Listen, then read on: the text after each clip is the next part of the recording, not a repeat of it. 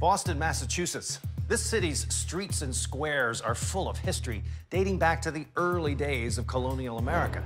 But a handful of museums here tell stories not of revolution and triumph, but of tragedy, paranoia, and true crime.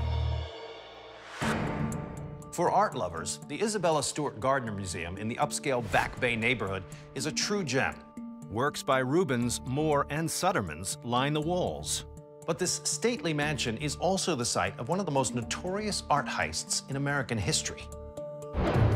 On March 18, 1990, two men posing as police officers stole 13 works valued at $300 million in a cunning nighttime raid.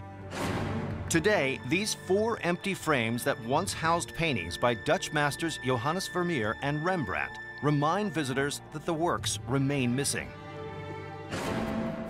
At the Boston Fire Museum, gear and apparel once donned by Beantown's bravest are displayed alongside an old coal-powered steam engine.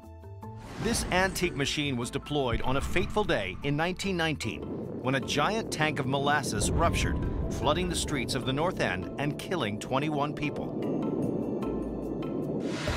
Across town, deep within the archives of the Massachusetts Historical Society, this yellowing petition was provided as evidence during the infamous Salem witch trials.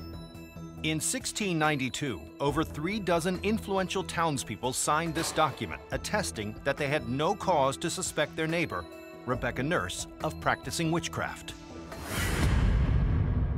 Sadly, the court was not swayed, leading Nurse to become one of more than 20 people executed when hysteria swept Massachusetts.